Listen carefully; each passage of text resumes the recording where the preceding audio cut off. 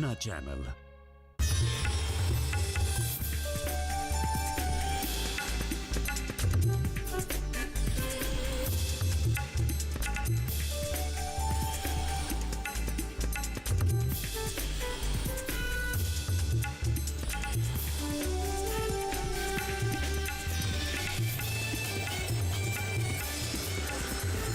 TV के साथ बदलते भारत की शान।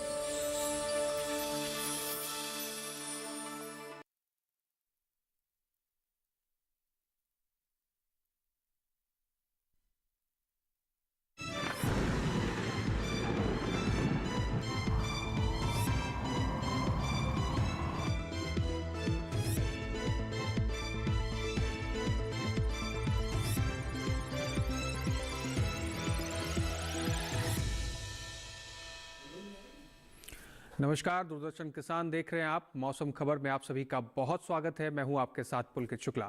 मौसम खबर में हम जानेंगे कहां होगी बारिश, कहां कैसा रहेगा तापमान का हाल, वायु गुणवत्ता कैसी रहेगी और पर्यटन स्थलों पर कैसा रहेगा मौसम खबर की शुरुआत करेंगे हम आज की 5 बड़ी खबरों के साथ।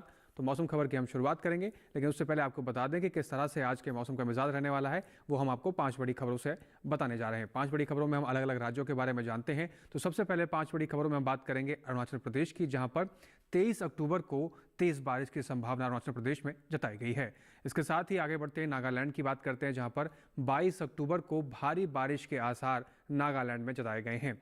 बड़ी खबर में आगे बढ़ते हैं, अंडमान निकोबार की बात करते हैं, जहां पर अगले 4 दिन ज्यादातर इलाकों में भारी बरसात होगी। इसके साथ ही बड़ी खबर में हम हिमाचल प्रदेश की अगर बात करें तो कहीं कहीं बरसात के आसार हिमाचल प्रदेश के अंदर लगाए गए हैं।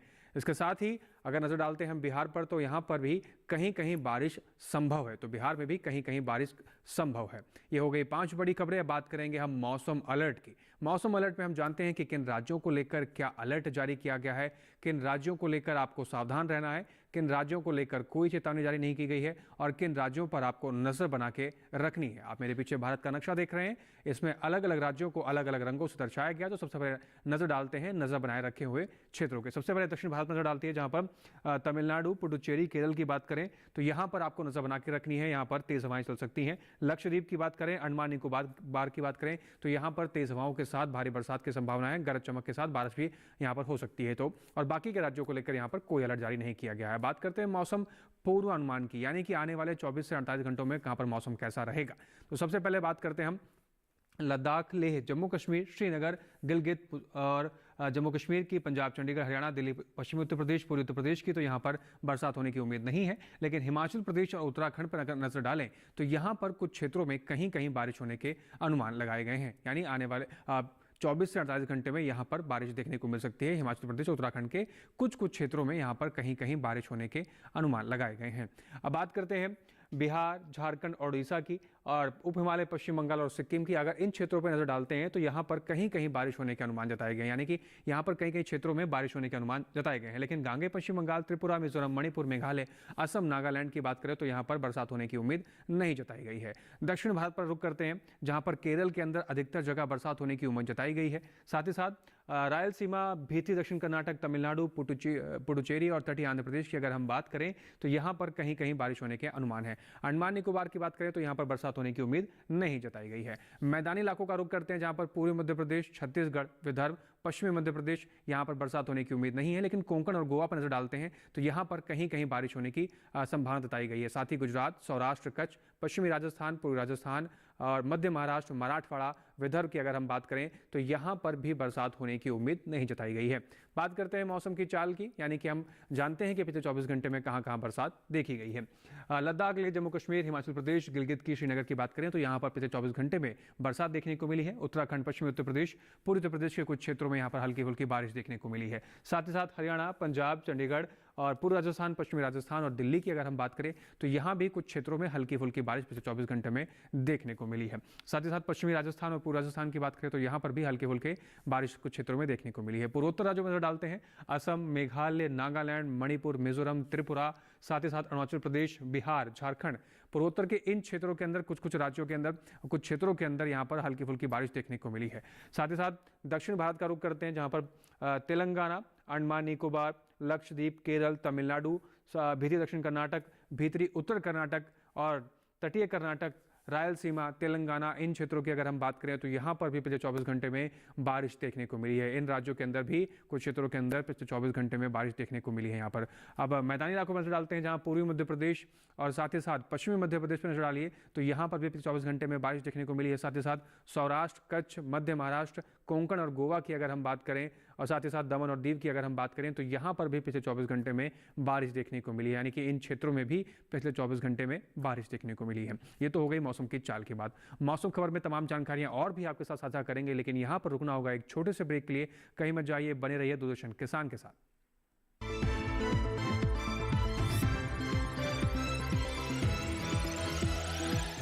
रोज सब्जी का स्वाद बढ़ाए और घर वालों का प्यार पाए। गोल्डी सब्जी मसाले, जहाँ जाए रिश्ते बनाए, गोल्डी मसाले।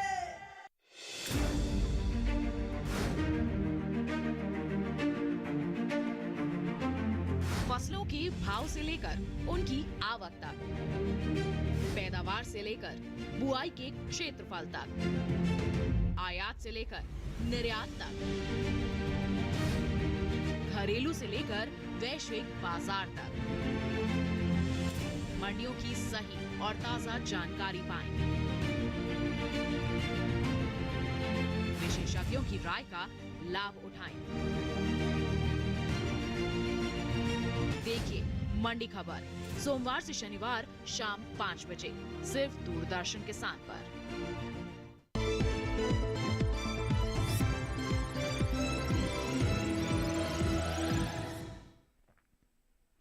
चलिए, ब्रेक के बाद एक बार फिर से आप सभी का बहुत स्वागत है। आप सभी देख रहे हैं मौसम खबर।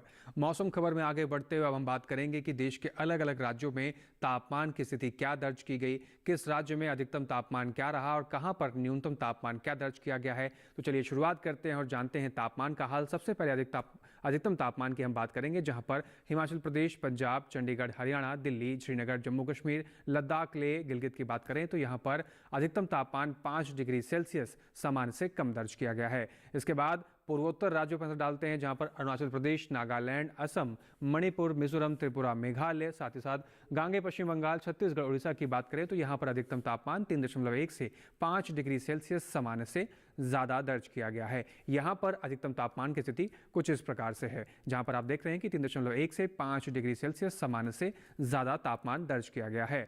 दक्षिण भारत की ओर रुख करते हैं, जहां पर तेलंगाना, रायलसीमा, तमिलनाडु, केरल, भीतरी दक्षिण कर्नाटक और भीतरी उत्तर कर्नाटक की पुडुचेरी की अगर हम बात करें तो यहां पर अधिकतम तापमान 3.1 से 5 डिग्री सेल्सियस सामान्य से ज्यादा दर्ज किया गया है। तो यहां पर अधिकतम तापमान की स्थिति कुछ इस प्रकार से है, जो आपकी टेलीविजन स्क्रीन पर आप देख पा रहे हैं। इसके बाद आगे बढ़ते हैं अधिकतम तापमान में और बात करते हैं मध्य महाराष्ट्र की। मध्य महाराष्ट्र में अधिकतम तापमान 3.1 से 5 डिग्री सेल्सियस सामान्य से ज्यादा दर्ज किया गया है। तो अधिकतम तापमान की स्थिति यहां पर कुछ इस प्रकार से थी। आगे बढ़ते हुए अब जानते हैं देश में सबसे अधिक तापमान हरियाणा के नारनौल में दर्ज किया गया, जो कि 38.0 डिग्री सेल्सियस दर्ज किया गया है। तो सबसे ज्यादा तापमान यहां पर दर्ज किया गया। न्यूनतम तापमान की बात करते हैं, जहां पर लद्दाख, लेह, श्रीनगर, जम्मू कश्मीर और गिलगित की बात करें तो 3.1 से 5 डिग्री सेल्सियस सामान्य से कम दर्ज किया गया है। न्यूनतम तापमान यहां पर कुछ इस प्रकार से, जो आपके स्क्रीन पर देखा जा सकता है। साथ ही साथ आगे बढ़ते हुए न्यूनतम तापमान में उड़ीसा की बात करेंगे, जहां पर न्यूनतम तापमान यहां पर 1.6 से 3 डिग्री सेल्सियस सामान्य से ज्यादा दर्ज किया गया है। तो न्यूनतम तापमान यहां पर कुछ इस प्रकार से रहा है। आगे बढ़ते हैं न्यूनतम तापमान में तेलंगाना और तटीय आंध्र प्रदेश का रुख करते हैं, जहां पर न्यूनतम तापमान 1.6 से 3 डिग्री सेल्सियस सामान्य से ज्यादा दर्ज किया गया है। तो यहां पर आप देख पा रहे हैं। अब बात करते हैं अंडमान और निकोबार की। यहां पर जो न्यूनतम तापमान रहा वो 1.6 से 3 डिग्री सेल्सियस सामान्य से ज्यादा दर्ज किया गया है। न्यूनतम तापमान की स्थिति अंडमान और निकोबार में कुछ इस प्रकार से है, जो आपकी टेलीविजन स्क्रीन पर आप देख पा रहे हैं। आगे बढ़ते हुए गुजरात, मध्य महाराष्ट्र, मराठवाड़ा, पश्चिमी मध्य प्रदेश, इन राज्यों की अगर हम बात करें तो यहाँ पर जो न्यूनतम तापमान की स्थिति है वो 1.6 से 3 डिग्री सेल्सियस सामान्य से ज़्यादा दर्ज की गई है। तो यहाँ पर जो न्यूनतम तापमान की स्थिति है वो कुछ इस प्रकार से है, जो आपकी स्क्रीन पर आप देख पा रहे हैं। आगे बढ़ते हुए हम बात करेंगे देश में सबसे कम तापमान की, जो कि दिल्ली के रिज में दर्ज किया गया। न्यूनतम तापमान यहाँ पर 13.1 डिग्री सेल्सियस सबसे कम तापमान पूरे देश में यहाँ पर दर्ज किया गया है। इसी के साथ आगे बढ़ते हुए देश के अन्य राज्यों में तापमान की स्थिति क्या कुछ रही, आइए उस पर भी नजर डाल लेते हैं।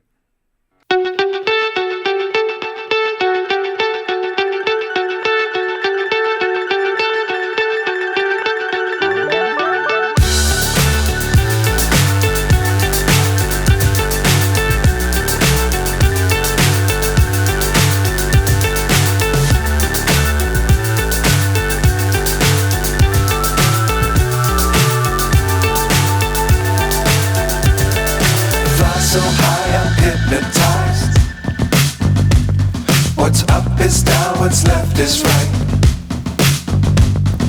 Chasing stars and holding you. I can't see the end, but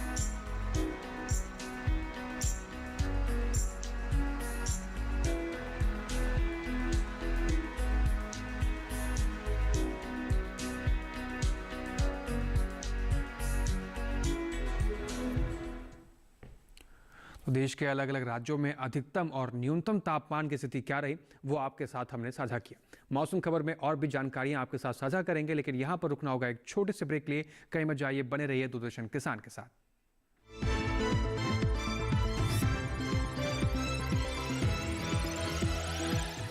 रोज सब्जी का स्वाद बढ़ाए और घर वालों का प्यार पाए। गोल्डी सब्जी मसाले। जहाँ जाए रिश्ते बनाए गोल्डी मसाले।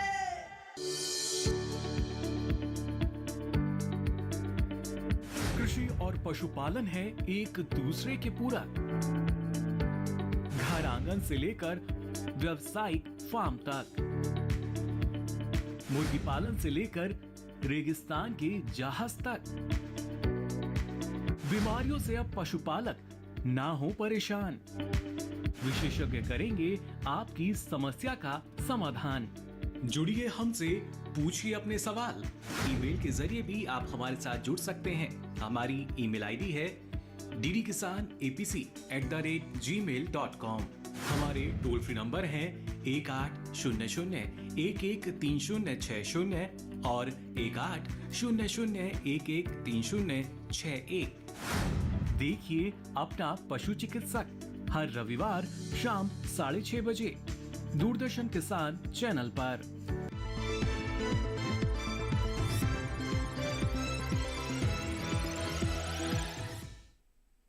ब्रेक के बाद एक बार फिर से आप सभी का बहुत स्वागत है। आप सभी देख रहे हैं मौसम खबर।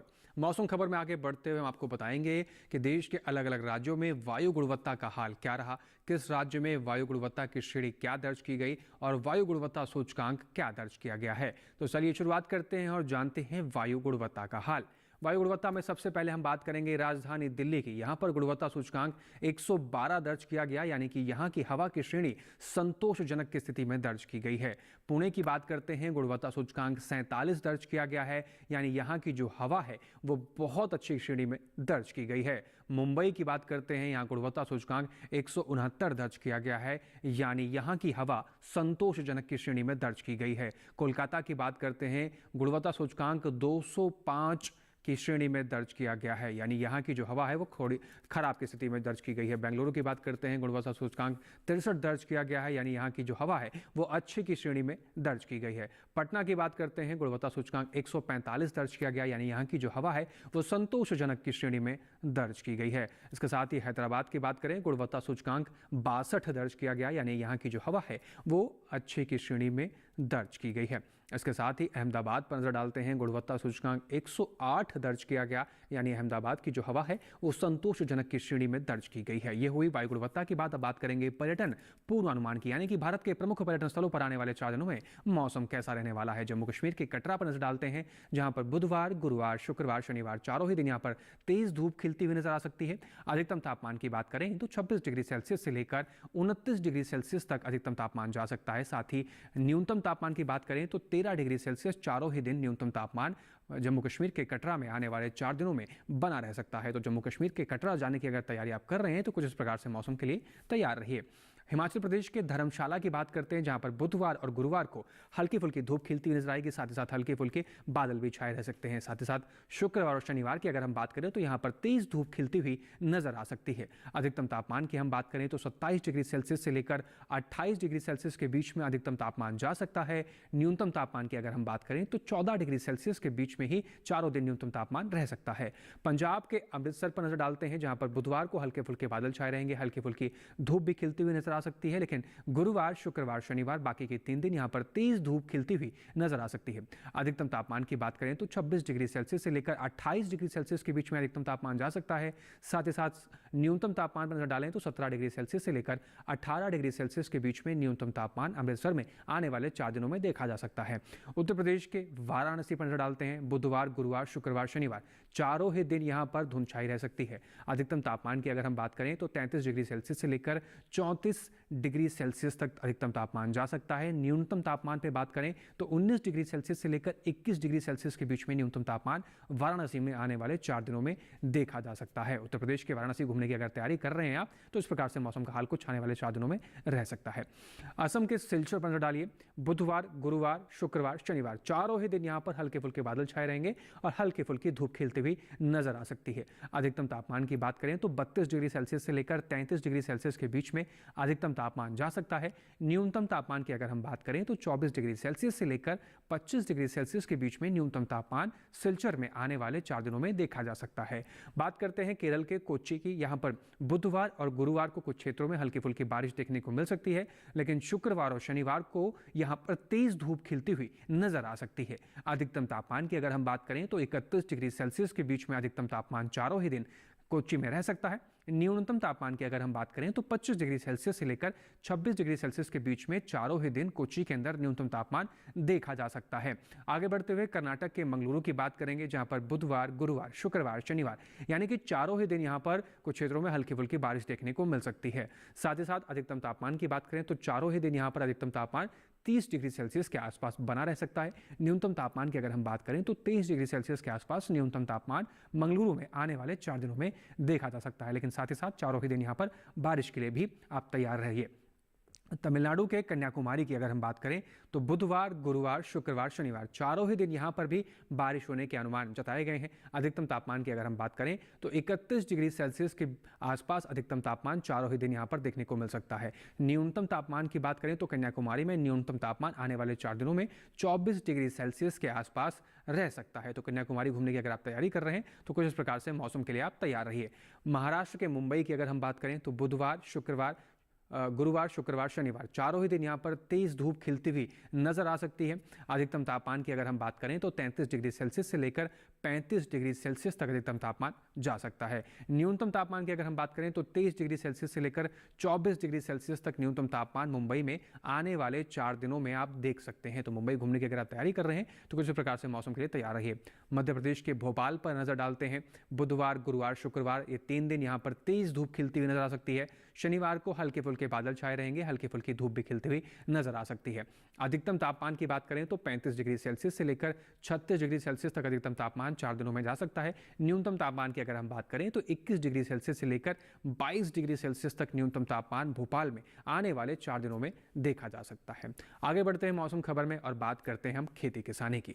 तो इस समय जैसा मौसम चल रहा है ऐसे में फसलों में और सब्जियों के अंदर कीट लगने का खतरा बना रहता है। ऐसे में कृषि विशेषज्ञों की सलाह से आप अपनी फसलों का देखभाल करते हैं तो आप फसलों की देखभाल अच्छी तरीके से कर सकते हैं और अच्छी पैदावार भी ले सकते हैं। आज खेती किसानी में हिमाचल प्रदेश और जम्मू कश्मीर के किसानों को लेकर क्या सलाह दी गई है, आइए नजर डाल लेते हैं।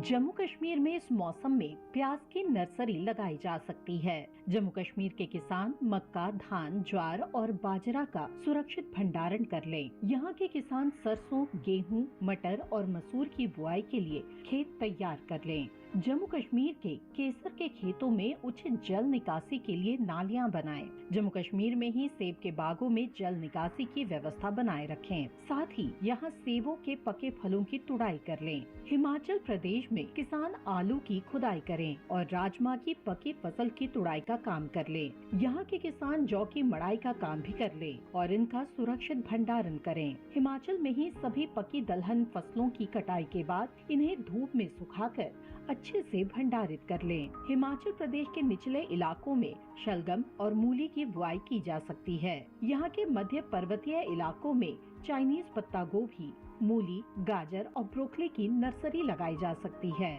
हिमाचल में ही मशरूम की खेती कर रहे किसान मशरूम के कमरों का तापमान 17 से 18 डिग्री सेल्सियस बनाए रखें। यहाँ चाय के बागानों में चाय की अच्छी गुणवत्ता के लिए 8 से 10 दिनों के अंतराल पर चाय की पत्तियों की छटाई करते रहें। अगर यहाँ चाय के पौधों में ब्लिस्टर ब्लाइट का आक्रमण दिखाई दे तो फॉलिक्योर का स्प्रे करें। साथ ही हिमाचल में कचनार, आंवला, शहतूत और रीठा के पौधे लगाए जा सकते हैं। हिमाचल प्रदेश में टमाटर, बैंगन और शिमला मिर्च में छेदक कीट के नियंत्रण के लिए जरूरी दवाओं का छिड़काव कर लें। तो खेती किसानी में बात हुई हिमाचल प्रदेश और जम्मू कश्मीर के किसानों को लेकर कि कैसे अपनी फसलों का देखभाल कर सकते हैं। आगे बढ़ते हैं और देश के अन्य राज्यों के किसान कैसे अपनी फसलों की देखभाल कर सकते हैं, कैसे अच्छी पैदावार ले सकते हैं, बता रहे हैं पुणे स्थित भारत मौसम विज्ञान के वैज्ञानिक डॉक्टर आशुतोष मिश्रा। देश के उत्तरी भाग में पिछले कुछ दिनों में प्राप्त हुई अपेक्षित वर्षा की संभावनाओं के कारण जम्मू कश्मीर में गोभी और सरसों की बुआई थोड़ी समय के लिए स्थगित कर सकते हैं। हिमाचल प्रदेश में सेब और अनार के बगीचों के साथ साथ सब्जियों में उचित जल निकासी की व्यवस्था बनाए रखें। परिपक्व चावल और सोयाबीन की कटाई भी थोड़े समय के लिए स्थगित कर दें। उत्तराखंड में पके हुए चावल, बाजरा एवं फलियों की कटाई जल्द से जल्द सुनिश्चित कर लें। पंजाब में वर्तमान वर्षा के समाप्त होने के पश्चात परिपक्व मक्का, मूंग, सोयाबीन इत्यादि की कटाई जारी रख सकते हैं। हरियाणा में अगले 24 घंटों के दौरान हल्की से मध्यम वर्षा की संभावनाओं के कारण सरसों की फसल की बुआई एवं कपास की कटाई को थोड़े समय के लिए स्थगित कर दें। तमिलनाडु में अगले 24 घंटों के दौरान छुटपुट स्थानों पर भारी वर्षा की संभावनाओं के चलते हुए सांभा धान की राइस की रोपाई कुछ समय के लिए स्थगित करने की सलाह दी जाती है। साथ ही जहां पे रोपाई हो चुकी है वहां पर पर्याप्त जल निकासी की व्यवस्था भी सुनिश्चित करने का अनुरोध किया जाता है। केरल में केला, टमाटर इत्यादि कमजोर तने वाली फसलों को सहारा प्रदान करने की सलाह भी दी जाती है। पश्चिमी उत्तर प्रदेश में शरतकालीन गन्ने की बुआई के लिए खेत तैयार किया जा सकता है। पूर्वी उत्तर प्रदेश में नर्सरी में पत्ता गोभी, शिमला मिर्च और टमाटर इत्यादि सब्जियों की बुआई कर सकते हैं। पहले से बोई गई तैयार पौधों का प्रतिरोपण भी यथाशीघ्र कर लें। राजस्थान के लिए मूंग, मोठ, बाजरा और मूंगफली की कटाई कर सकते हैं। सरसों, चना, मेथी, गेहूं, जीरा, गाजर और इसबगोल की बुआई भी कर सकते हैं। छत्तीसगढ़ के लिए परिपक्व मूंग, उड़द, सोयाबीन और मक्के की कटाई भी की जा सकती है। महाराष्ट्र और गोवा की अगर हम बात करें तो वहां पर चावल की कम अवधि की किस्मों की कटाई जारी रख सकते हैं। कोंकण और गोवा में हल्की बारिश संभावना को देखते हुए कटी फसलों को सुरक्षित स्थानों पर रखना सुनिश्चित करें। तो विशेष तौर पर अगर आप कृषि विशेषज्ञों की सलाह से अपनी फसल की देखभाल करते हैं तो अच्छी पैदावार ले सकते हैं। आगे बढ़ते हैं और बात करते हैं आज की फसल की। ठंड के मौसम में हरी पत्तियों की फसलों का आप खेती कर सकते हैं। आज की फसल में हम बात करेंगे हरे पत्ते की प्याज की। प्याज की खेती आप करना चाहते हैं तो आप कृषि विशेषज्ञ की सलाह से आप हरे पत्ते प्याज की खेती कर सकते हैं। इसको लेकर क्या कुछ विशेष है, कैसे उसकी खेती करनी, आइए जानते हैं।